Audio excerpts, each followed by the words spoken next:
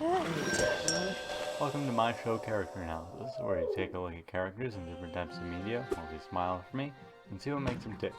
Today's episode will take a look at Trevor Garbo.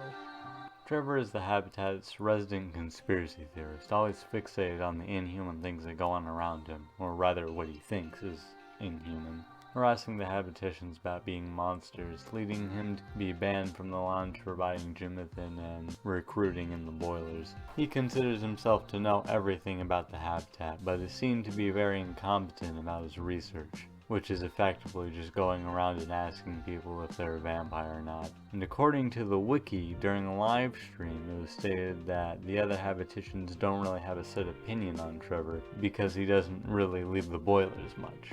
Now my credit for that is going to have to be Dude Just Trust Me, because I can't find which stream that originated from. But this is most likely the reason why he tells Flower Kid about all of his theories, since he doesn't like to leave the boilers much, but loves to talk, as well as has exhaustively stated in the epilogue. The main thing that Trevor is after when you meet him is vampires, since he has been unable to catch them. Now he doesn't know where to find them, but he's certain they're at the Habitat.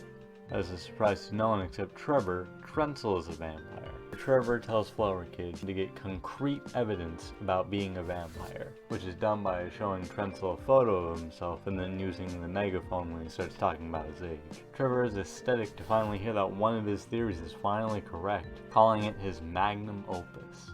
He's so grateful towards Flower Kid, he lets them in on the truth about the Habitat, which, paraphrasing, he basically says that Dr. Habit is a smile-obsessed vampire and he's trying to turn everyone else into smile vampires.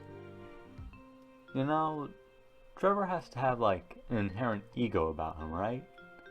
And, like, claiming that he knows the truth about everything while everyone else is just the mindless sheep, while he is the handsome werewolf. I feel that Trevor would have grown up to be a lot more egotistical, but I think the revelation that everyone knew that Trensel was a vampire all along, and him hanging out with Nat a lot, who is someone that will definitely bring you down a few pegs if you're too high up on your own horse, will definitely keep him in check for the foreseeable future.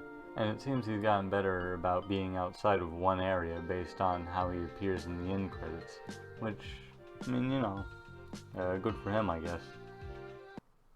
And that's the story so far. Till we get more Smile For Me content, that's about all we know about Trevor. Or, well, all I thought was worth mentioning anyways.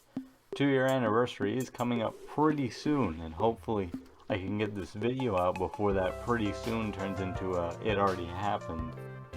But you know, I never thought that I'd get to the point in this series where the 2-year anniversary is actually coming up. So I think this series is going to have to change the end part for that. I don't know. Because it can't say it's coming up when it will already have happened. That'd be weird. But, you know, to not let this drag on any further, I'll end the video here for now. Bye-bye.